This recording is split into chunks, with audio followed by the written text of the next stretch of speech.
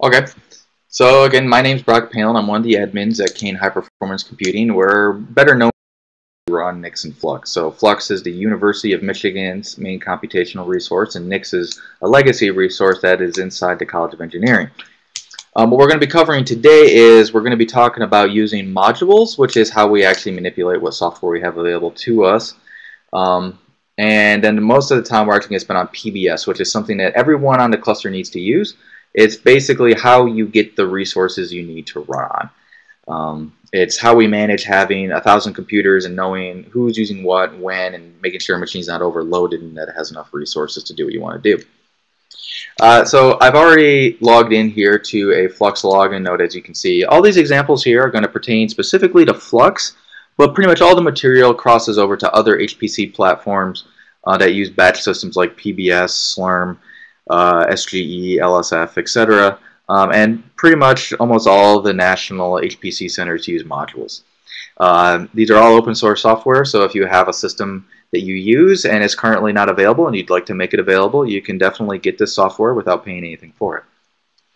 I'm not going to cover how to log into the cluster. You can refer to our webpage or you can refer to when we get it posted, the recording from Wednesday's webinar where we showed how to log in and transfer files to the cluster. Okay, so the first thing is we're going to be covering is called modules. All modules do is manipulate your environment. So if you've ever done something like export $path equals $path path to MATLAB install bin, you did something like that. Modules effectively does this for you, but it has a couple of nice features. One is it can handle conflicts, it can handle prerequisites, and you can unload them. So changing path back to get rid of MATLAB install would be relatively difficult. A lot of copying and pasting, things like that. So modules makes this all easy for us. So that's kind of the why, but let me give you an explicit example. So let's actually use MATLAB as an example. If I try to run MATLAB here, it says command not found. Well, what I can do is if I type module space list, it shows me my currently loaded modules. And what I have here are basically the defaults, which is Moab, Torque. This is the batch system. So Moab and Torque are the batch system. Version 12.1 of the Intel compiler suite. So this is the name of the module / version. An MPI library for those of us doing parallel programming. So we're using OpenMPI, version 160 of that library. Libraries need to match up with the compiler they were compiled with. So this was compiled with the Intel compiler version 12.1. So you can see this is a hierarchy of most generic to most specific. The rest of these pretty much stick around. These are some non-standard default ones I've added to my defaults, and I'll show you how you can modify your defaults yourself too. So you can see here there's no MATLAB. So if I want MATLAB, what I can do is I can type module load MATLAB, and now if I run MATLAB, it actually starts up. Okay, so that looks really simple, but what's really going on here? So let me exit out of MATLAB. If I type module list, you'll see now I have a module called MATLAB / 2012A. Now all I did was type module load MATLAB. Why did it pick 2012A? Well, here's how we can see. So if I type module avail MATLAB, this is really just short for available. It shows us the available versions of the modules that start with MATLAB. And so you can see here we have all the way back to 2010B, but you'll notice here 2012A is marked the default. So when I typed module load MATLAB, not specifying a version, it grabbed the default. If I wanted this newer version of MATLAB here, what I would do is I would type module load MATLAB 2013A. Now, I've already loaded MATLAB module once. It's ambiguous if I load a second one. What happens? It tells me module MATLAB 2013A conflicts with currently loaded module MATLAB 2012A. So execution failed, conflict MATLAB. So what would I do? I need to get rid of that MATLAB module. So right now, if I use the which command and type MATLAB, this is the MATLAB command it's going to run. 2012A. So if I do module RM MATLAB, it removed that MATLAB module I loaded before. So now, you can see here, no MATLAB in my current path. If I load 2013A, it works just fine. And if I type which, you'll see that I'm getting MATLAB 2013A. So module list shows you your currently loaded modules. Module load, module name / version if I want a specific version. Loads a piece of software for you. Module RM, that module unloads it. Module avail shows us all available modules. If you type it by itself, this is literally everything that you can see out of the box on our system. So you can see it's a big list of software with many, many versions. So see here, if I wanted to see all the versions of OpenMPI, I would now restrict it a little bit. Module avail OpenMPI. And there's all the modules. If I wanted just version 165, there's all the different versions of OpenMPI 165 and all the different compilers we have it set up for. You don't have to use modules, but it's how we install software. So if it's system provided, we set it up.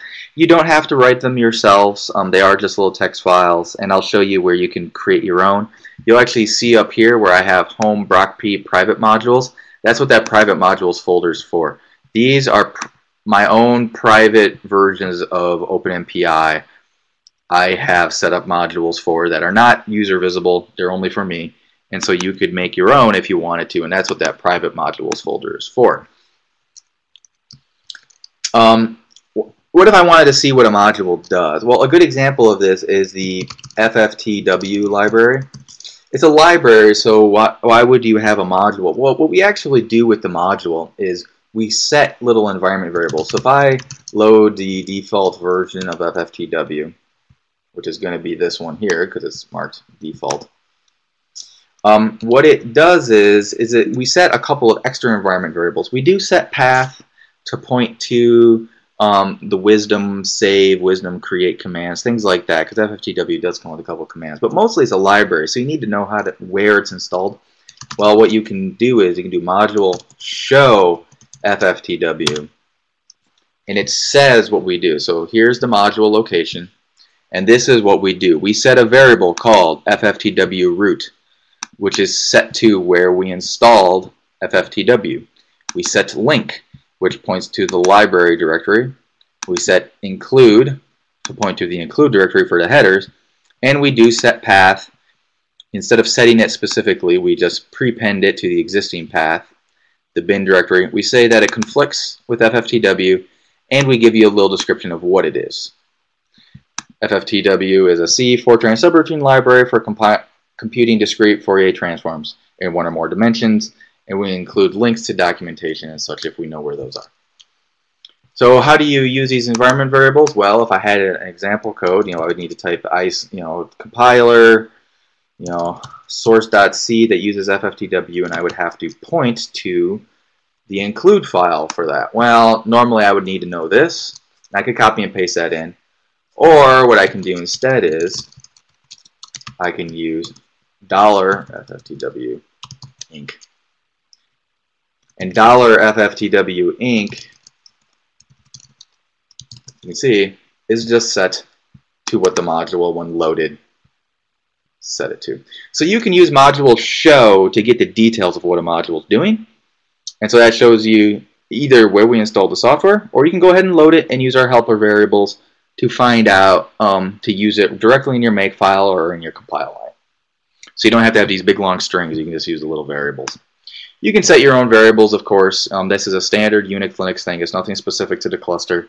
Modules is something specific that we've done. So module show shows you what a module is doing.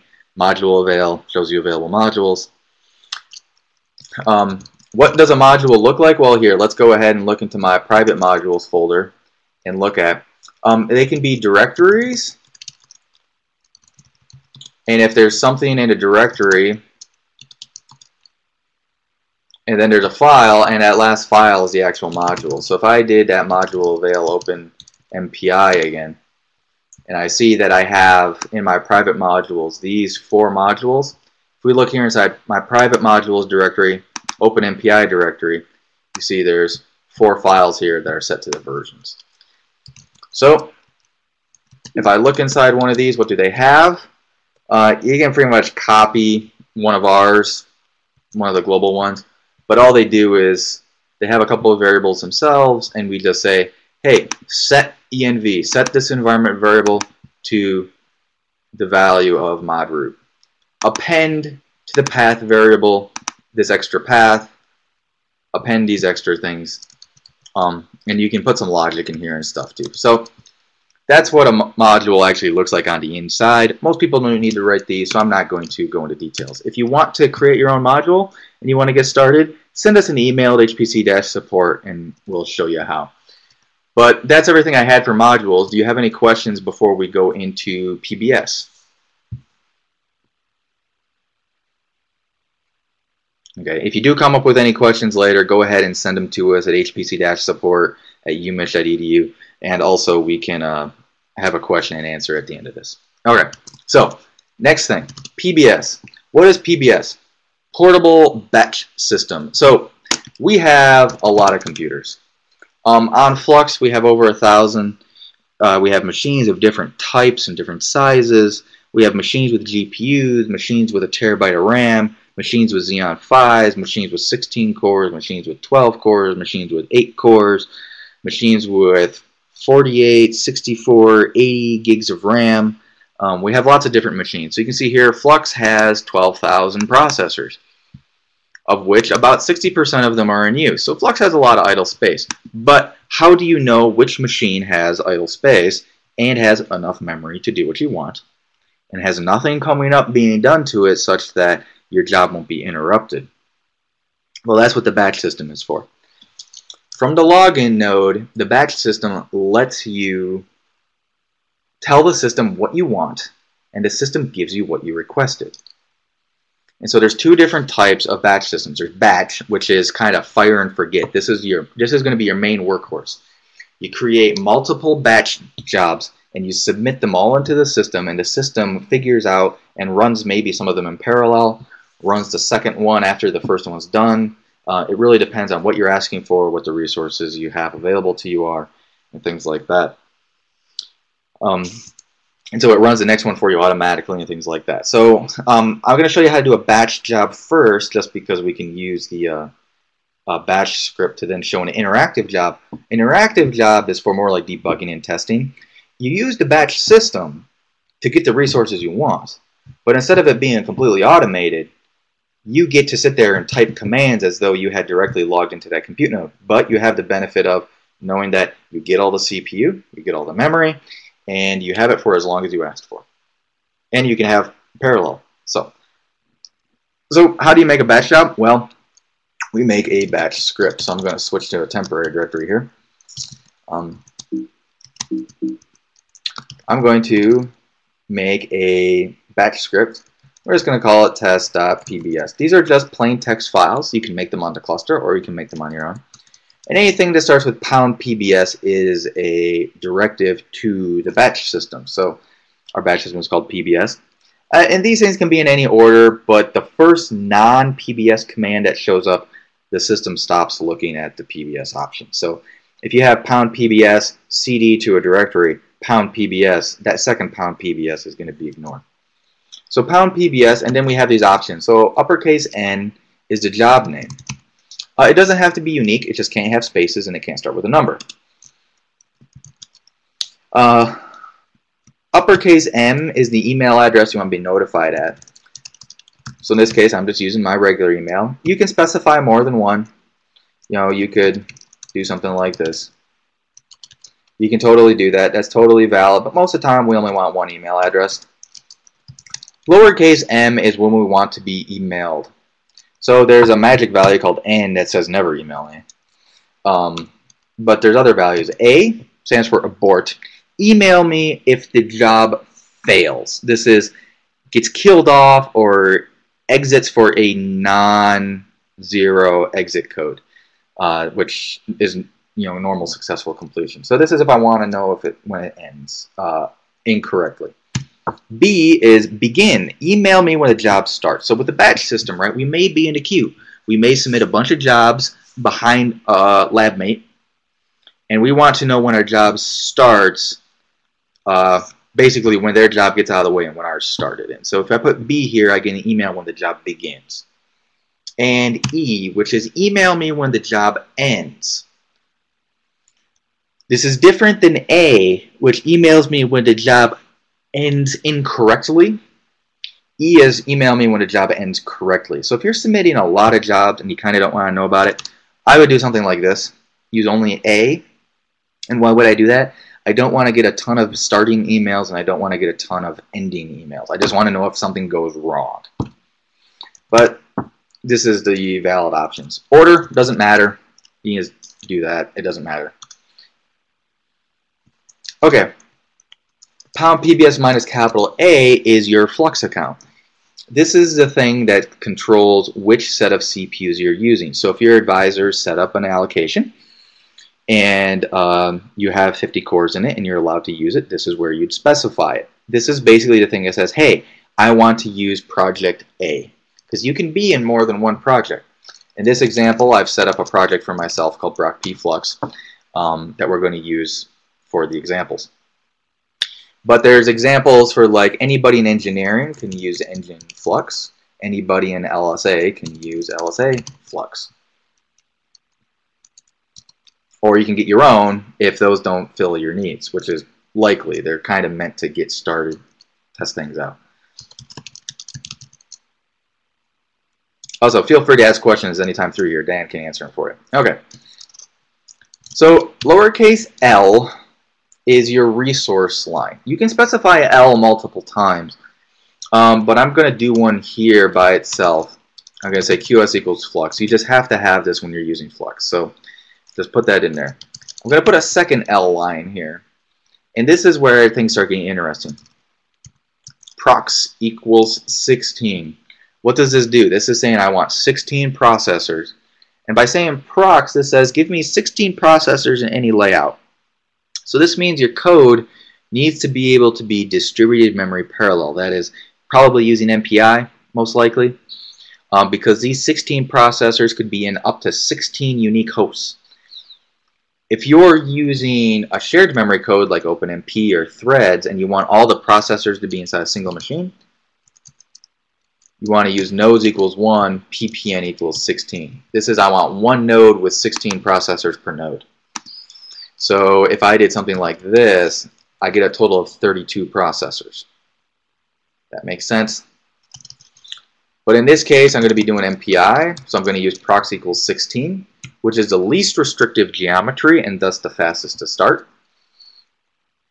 I'm going to say that I want 1 GB of memory per processor. PMEM is memory per processor, or memory per task if you actually end up using task syntax, which I'm not going to cover here. But task syntax is important if you're using things like GPUs or software licenses that don't count one-to-one. So the default memory you get if you don't specify memory is 768 megabytes. Flux is built with 4 gigabytes per processor. I'm going to ask for 1 per processor. Why would I want to do this? If my allocation has 16 cores available to it, so that is Brock P Flux had 16 cores, the total memory I would have available to me would be 64 gigabytes total. When you get a core, you get 4 gigs of RAM.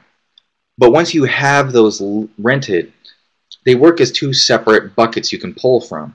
So in this case, say I had 16 processors, but I was going to run a 15 processor job instead of 16.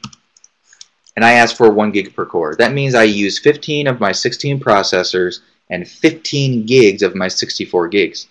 That means I could submit a 1 processor job that asks for 30 gigs of memory, and it will run. That's valid, because 30 plus 15 is less than 64, and 15 processors plus 1 processor is less than 16.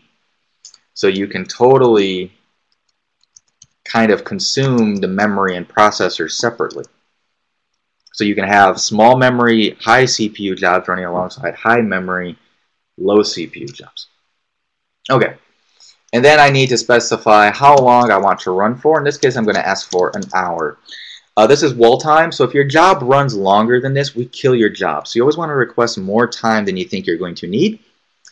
If you set yourself to be emailed when your job ends, it will tell you how long it actually ran for. When you get the email at the end, it'll tell you resources used, wall time, 48 minutes.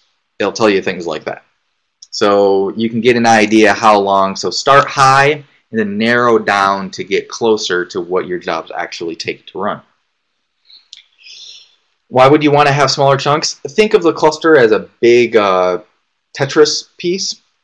If your allocation has a bunch of people running on it,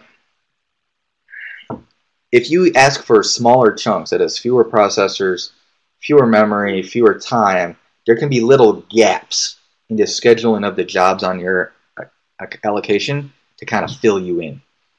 Okay, so I'm asking for wall time, 1 hour here. There's other resources I can specify. I can specify software licenses. I can specify GPUs if I want those. I can specify free local disk, that is the local temp drive on each node. There's a lot of things you can specify here, but this is kind of the default. Processors, memory, how long do you want to run for? And then you need #PBS minus capital V. You just need this. It means copy your environment from your submit environment to the execution environment. That is, all the modules you loaded on the login node get copied with the job when you submit it. If you don't do this, the modules won't be loaded on the compute node and your job will likely fail. Okay, so those are all the PBS options. Everything that comes after this are just commands you could type yourself. So you would, things that start with a pound or comments. I can have white space to make things visually easier to view. You can actually have white space up here too. You can do this to make it easier to see what's going on. But pretty much I need to cd to the directory I want to run in. So this may be scratch brocp flux brocp, assuming this is where I want to run. Or you can use a nice little helper variable, which is PBS minus O workdir.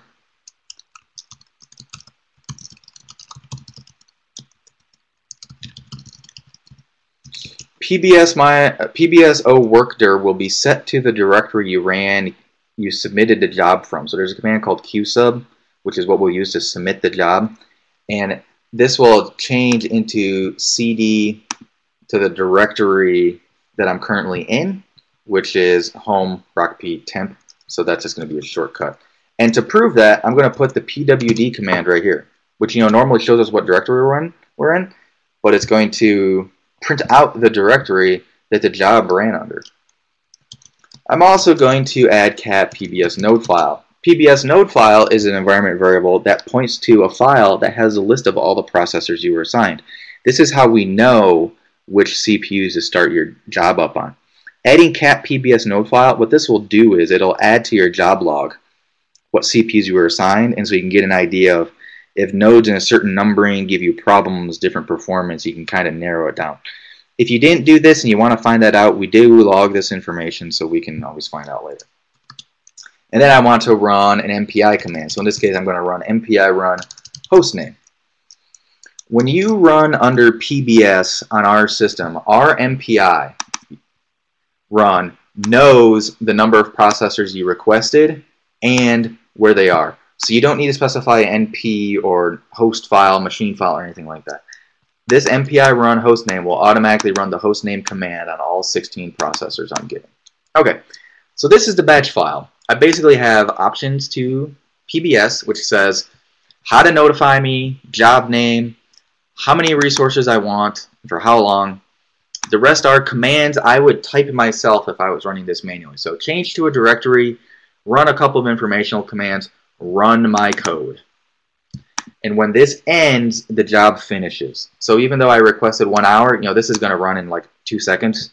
So I will get an email at the end that says, hey, this job ran for 2 seconds. The next job will run, and I'll get my output. Okay, so I saved that file. How do I submit it? I submit it using QSub. Oops. If I do this, I get a job ID back. So this is the job ID. It's unique to the job. If I run qstat minus u broc p, this shows me all my jobs. So you can see here I have an old job here that was submitted to Flux. Oh, whoops, I made a mistake. This is a Flux job, but it's in the wrong queue. How do I get rid of it? qdel that job ID. qdel for qdelete. So if I do that, it deletes it. And you can see here, it's now in the C state, or completed. So if I open this back up, I didn't specify a queue, so I got the default one, which is wrong. So how do I specify that? Pound PBS minus Q, Flux.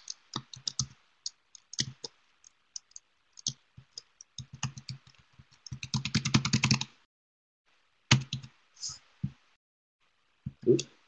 Sorry, my network got a little flaky there. So if I save that, QSub that, now if I look, I have a queued job waiting to run, asking for 1 hour, 1 gig of memory, into Flux queue, owned by me, and this is the job ID. If you run qstat by itself, it'll show you all the jobs in the queue, and you can actually see that there's some users who submit many jobs at once. Some are running, some are finished, some are waiting to run. With the way Flux works, if you see queued jobs, that does not mean your job will queue. Because you rent processors on Flux, these queued jobs are queued because their rental is full. Flux itself, though, has a few thousand free processors. So if you have your own allocation with free processors, it will run. So never look at the queue of people not in your group to make a decision whether or not the system is full or not. And even then, so you can see here, Flux has only 6,900 processors in use of the 11,000 that are currently up. So we're only 60% busy. So we have lots of free processors. So even if your allocation is full, and you have work to run, queue it anyway, because you never know when it's going to end, and the batch system will automatically run it. What you don't want to have happen is pay for processors that are idle. So you want to always have queued work. If you have work, submit it, and the system will run. Okay. So I'm having real network problems.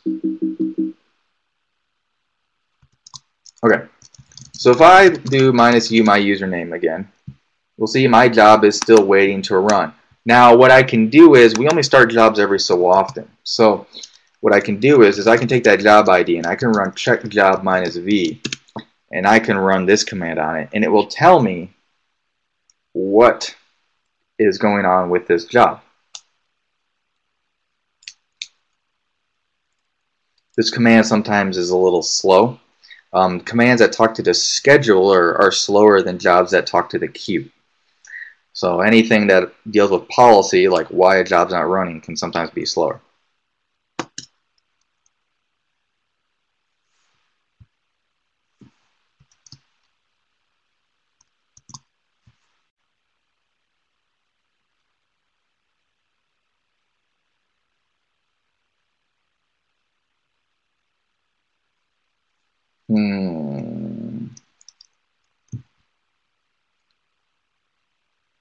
Sometimes it can be really slow.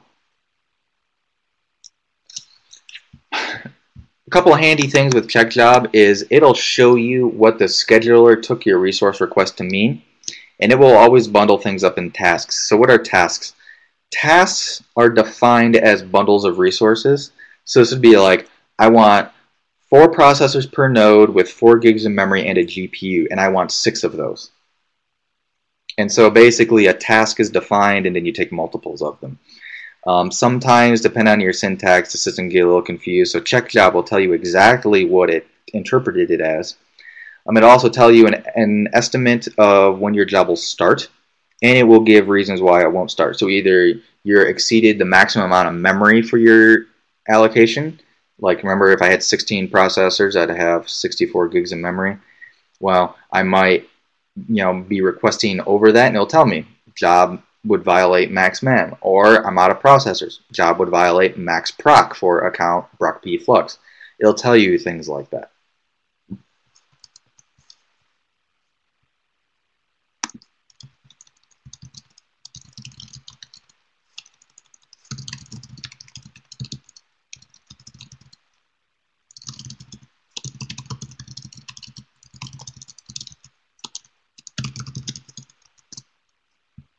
Okay, so this is taking a really long time. So what I'm going to actually do while this runs is I'm going to go over to this other terminal, and I'm going to SSH to Flux login again, because yes, you can log into the cluster multiple times.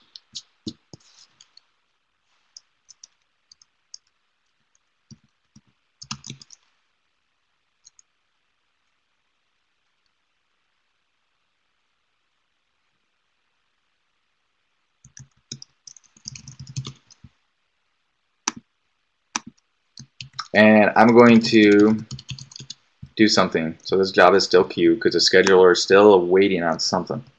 Dan, I don't know if you saw in the chat thing, can you check the Moab log and make sure that someone didn't delete a bunch of jobs and this is actually going to run in a reasonable amount of time?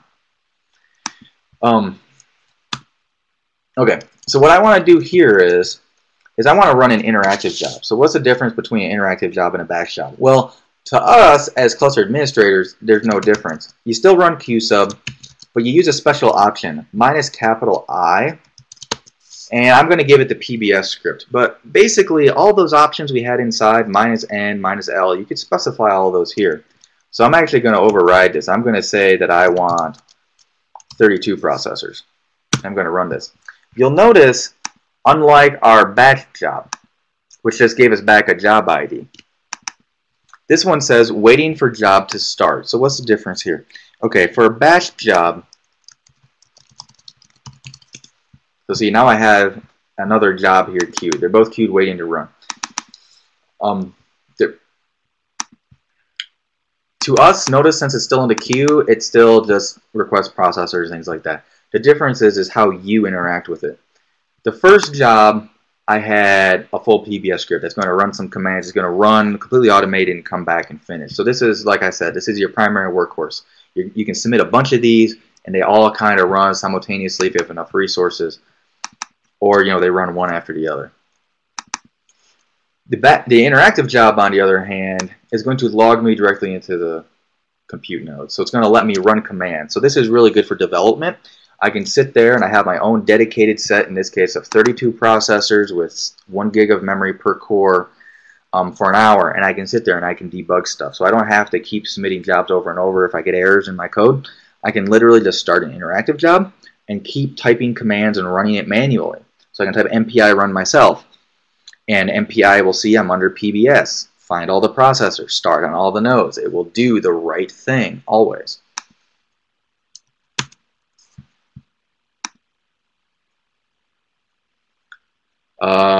Okay, so there's an issue with our scheduler in that if someone submits a large number of jobs and they delete a bunch of them at once, the scheduler takes a long time chewing on those jobs going away. And it appears that has happened, and what that can do is it can basically lock up the system until they're done. So I don't know when this is going to finish. But this is actually a good point. We only start jobs every so often. So the cluster is not good for running jobs that only take 2 minutes. Because see, we've been waiting more than 2 minutes for the system to even get around to starting our jobs. Normally we start jobs every minute and a half. But if the system's chewing on something, it kind of has to finish what it's doing and then goes back on to do another iteration. So what you want to do is you want to have jobs run for an extended period of time. Well, what if you do have a lot of really small tasks? Well, what I would do is I would bundle them up. We are coming up with a tool that kind of automates this for you. but called Nitro. It's coming into future. It's for running many small jobs, and basically what it does is it puts them all inside one job and then manages them inside that job. But for the time being, what you can do is inside a PBS script run multiple cases. So if I look back at my task, say I had input one. Well, what I would do is I would basically say these were different executables that did different things. They're not, but say they were. What would this do? It would run the first one, which would run for a minute or two. Then it would run the second one, which would run for a minute or two. Then it would run the third one, run for a minute or two. So see what that does. It basically runs one after the other. And so the aggregate time of all those small ones gets up to the amount of time you would possibly want. Okay, let's check our job. Okay. Unfortunately, everything else I have to show you requires the scheduler to be responsive. So this was terrible timing for someone to do this.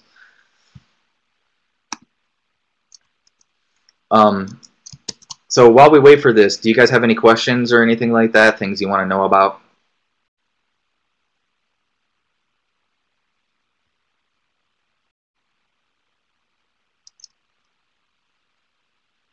Okay. So interactive jobs are documented on our website. So if you go to cac.engine.umich.edu and you search for interactive job, you'll find a link to it. There's also something called job arrays, which is in one job script to submit a bunch of jobs at once. So I can actually show you a job array. So if I do qstat, this here is a job array. Anything with a square bracket. So what this is it's a job that has sub-jobs. So if I do qstat minus t, which is the job array syntax, on that, you'll see it has these little sub-arrays, 1, 2, 3, 4, 5. So this was a 5-element job array, and what this did is this is a single script that was submitted, but it was effectively submitted 5 times, and you're given a variable PBS array ID that basically lets you, it's equal to 1, 2, 3, 4, 5, and you can do a bunch of stuff. You can actually do some fun stuff. So let me actually edit this. Say I wanted this to be a job array. What I would actually do is I would this is the environment variable, and I would use this environment variable. I would either name my input files or my directories 1, 2, 3, 4, 5, and I could do something like cd scratch broc p flux broc p input dot pbs array id. And what this would do is for the first element of the array, it would cd to the directory input.1, input.2, input.3, etc. But they also don't have to be in perfect order. What you can actually do is you do q sub minus t 1 to 5, 10 to 15, 17, 19, 21. And what that did is it submitted the jobs with those groups. So qstat minus t, so it automatically submitted that many jobs with ID being equal to 21, 18, 17, 15, 14, 13, 12, 10, etc. See? So that's what that does. You can also delete them as a complete unit. So I can do qdel on that, and now all of those are deleted. So job arrays are handy for doing little bits of stuff. Okay, where's our job? Okay. So the scheduler ran. So it started our job. So first off, our first job that we submitted already finished. Why did it finish so quickly? Well, because our command was really short. If I look inside where I submitted my job from, I now have 2 files. PBS, so it's the job name .o followed by the job ID, and pbs.e. And what these are the output from the commands you ran. So if I look inside this file, we'll see the output of pwd. It printed the directory that I was in. Remember, I had cd pbso workdir. I submitted from temp. It changed to temp, and it printed out that command when I ran pwd. This is the output of cat pbs node file. which is all the nodes I was assigned. And then MPI run hostname just runs hostname on all the processors I was assigned, so I get the same output. So that's what the .o files are. The .e, same thing, but it's anything that was printed as standard error. So this is where your error messages normally show up. So if a job fails or anything, look in these .o and .e files. Okay, now that job did almost nothing, and that's why it ended right away. My interactive job, though, has started and has been running for a minute and is still running. Why? Because it's an interactive job. See here? I have my interactive job where I did -I to get interactive, and I overrode the -L procs inside here, but it took all the other options from this PBS file. And when it started, notice it logged me into a compute node. Just logged me in. It did not run any of the commands from my PBS file. It ignored them. All it looked at was the PBS options for number of processors and the amount of memory I wanted. So if I do cat PBS node file, there's my processors I was assigned. Notice, 32. If I do MPI run hostname, it's actually going to run on 32 processors. There we go. So this is great for debugging. So I have MPI CC. I have an MPI code here. Say I'm doing development. I'm on a compute node. I just compiled that code. Now I can run it. And I don't have to worry about blowing up a login node. I have 32 processors that are just mine with 1 gig of memory per processor that are just mine for 1 hour. So I can do all the code development and iterations I want without running a job over and over. So that's when an interactive job is. And when the job runs out of time, or I type exit, the job keeps running. But now the job is completed. Okay, so let's run check job on that job and see if we can get some output.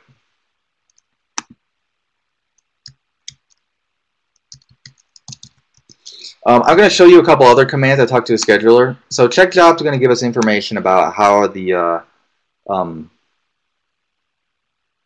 the system kind of looks at the job. There's a few other commands. So remember, everything's in allocations. Remember that pound PBS minus cap A, proc P flux, which this is like my group of processors. I may share that with other people. QStat can show me individual users or everybody, but it can't show me just accounts. So what I can do is I can run showq, which has a bunch of options. But showq has this nice little W, which is where. So if I do showq where account equals proc P flux, it'll show me just those. So I'm going to use engine flux just to use as an example. And showq breaks it down like this. So engine flux only has 100 processors, and so it breaks it down into here's the current active jobs on that account. So it only has 100 processors, and so currently 99 of them are in use. And these are all the jobs and their sizes and when they started and how much time they have left for engine flux specifically. So for your allocation you're running it under, showq minus W account equals account probably makes more sense. Then there's eligible. These are jobs that could run if there was resources available. And then there's block jobs. These are jobs that either a user put a hold on. This is a way of kind of keeping a job from running. Or they can't run because 99 processors are in use. 2 would exceed that. So let's actually do that. If I look at this job, it'll actually tell us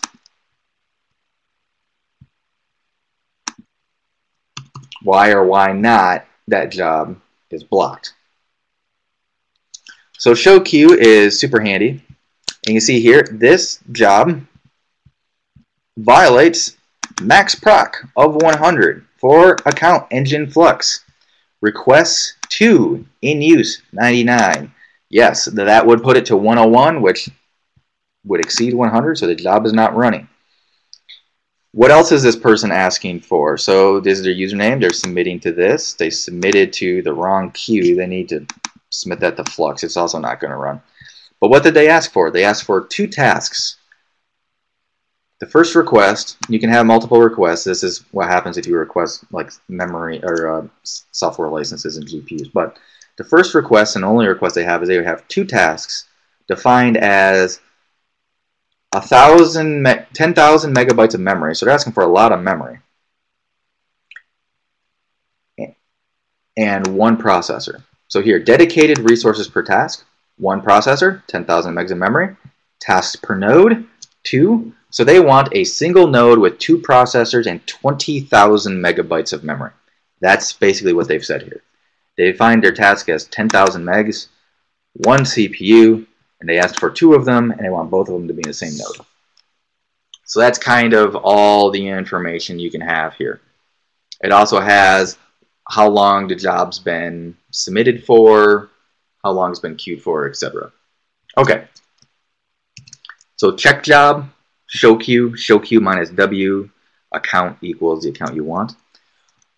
How can you check what resources your account has? mdiag, super handy, diagnose, say minus A for account.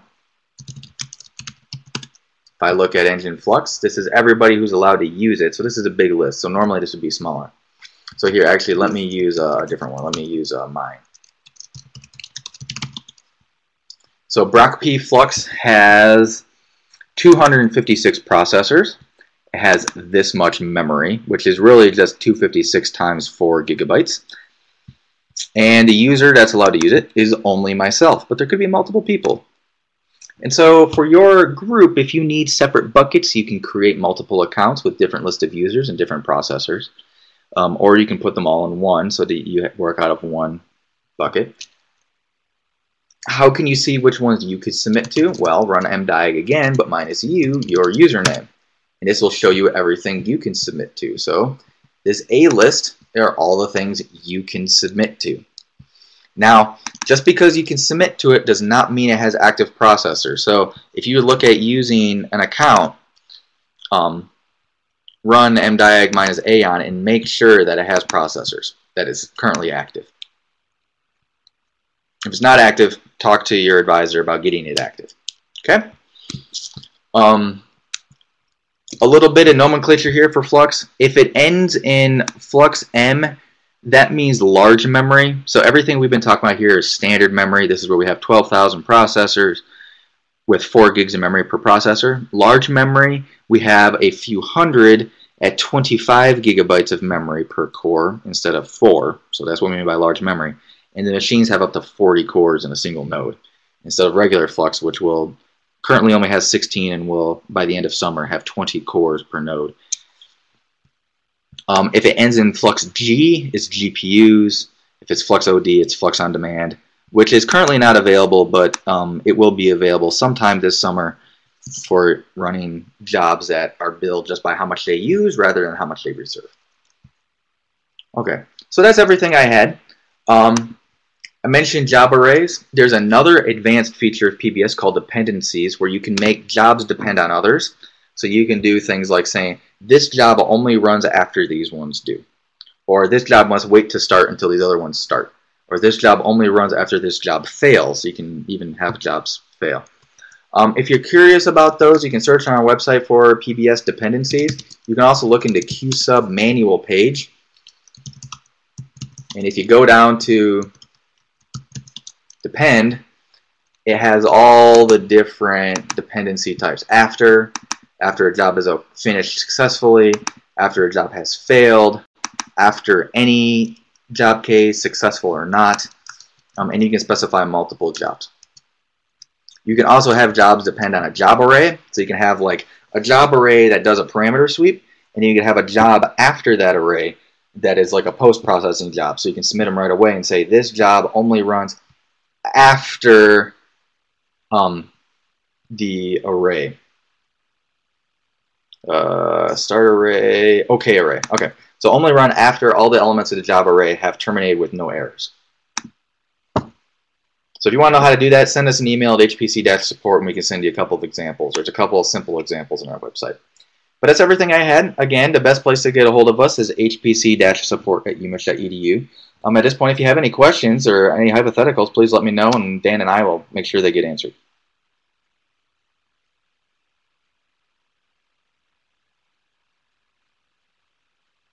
Any questions?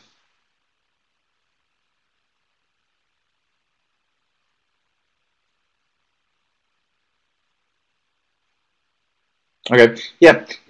Be sure to run a couple of test jobs, get used to the system. Again, the smaller you request in time and CPUs, the faster it'll start because it can slide in. But otherwise, once you get a hang of it, it's pretty straightforward. We're really just taking a script from you and running it for you on machines that match what you asked for. So it's actually a very simple system when you really break it down. Once you get used to it, it's very powerful.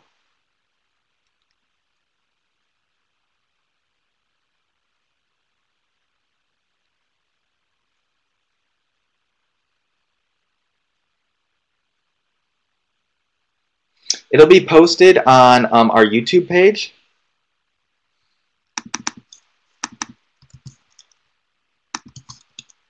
Which is there. And you can find old versions of this.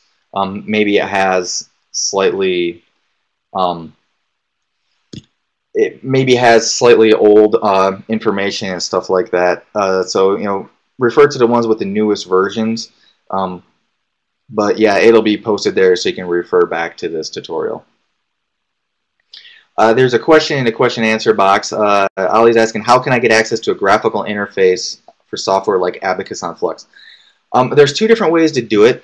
You can do X forwarding, which if you're a Linux user, that works. But generally it's relatively low performance because you can do an interactive job, Q sub minus capital I, but with minus capital X also, and it will do X forwarding through to the compute node. The better way to do it is using VNC. I'm not going to show that in detail right here, but on our blog, there's a video and documentation how to do it.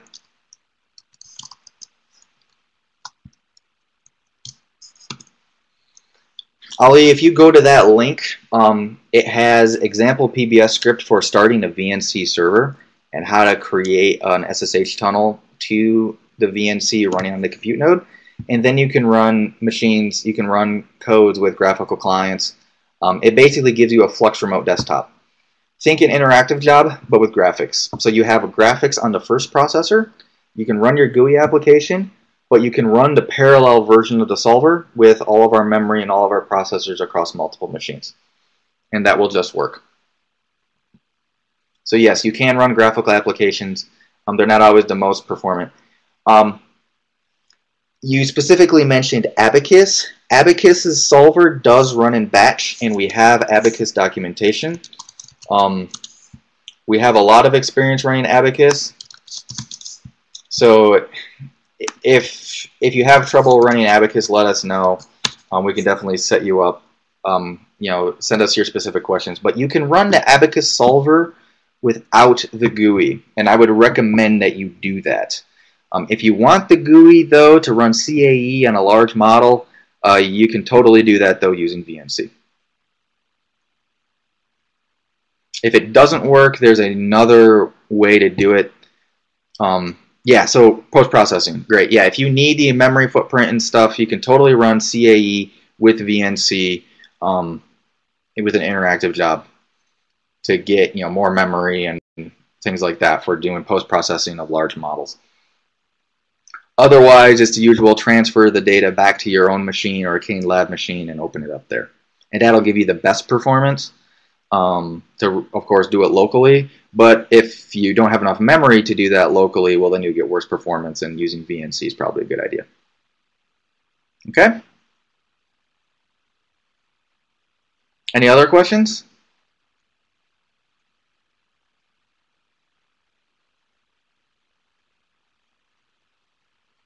Okay.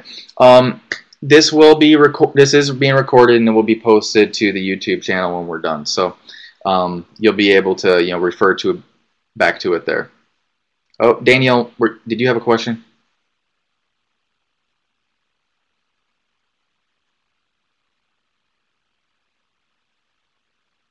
If you have more questions, I can sit here and keep taking any questions you guys have. We will be hosting, this isn't announced yet, but we will be hosting on each of the different campuses, engineering campus, central campus, and the medical school campus, and NCRC campus, a get-together where there's going to be a bunch of Flux administrators and user support people. And we will be getting together, and basically you guys can come in, ask us questions, and we can work through complicated questions in person. Think of it a little bit like office hours. We can get one-on-one with a Flux administrator support person and get a lot of detailed help. Examples of using the MATLAB distributed computing server with Flux. Yes, there is MATLAB DCT.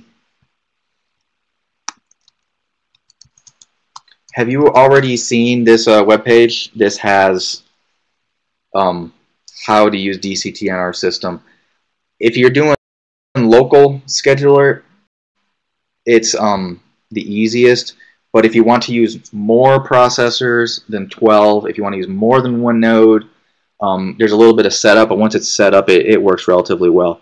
And we're licensed to run 400 processors of MATLAB distributed computing. We can run unlimited MATLAB, but if you want to do this distributed computing toolbox, we only have 400 processors worth. So yes, we have that. I figured that out a while ago with another guy, and so we have it all set up. So Dan, if you want to use that, you can go ahead and try our documentation. If you have trouble with it, let us know and we'll help you out. Okay?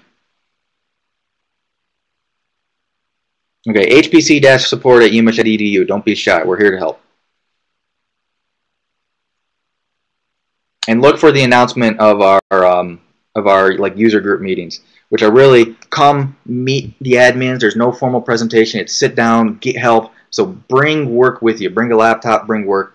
So watch the user email list here in the next couple of days for when those will be hosted and where they'll be hosted. So you can come and get in-person help from Flux administrators.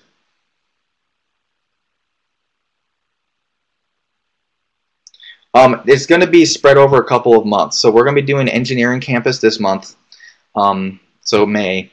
We're going to be on LSA. We're going to be on Central Campus in June. And in July, we'll be on one of the medical campuses. The exact dates and locations are still being worked out. But we're going to be spread out like that. So once a month, a bunch of us are going to get together and go to each of the different campuses. And there'll be people there from the specific campuses who have application-specific knowledge. So when we go to the medical campus, there'll be people there who know genomics. When we go to Central Campus, there'll be people there who know geology, things like that. Date and place, we'll email those out to the HPC users list. So the same place we emailed announcing this webinar, it'll be emailed there. It'll also be sent on the ARC newsletter list, which gets sent out about once every other week or so.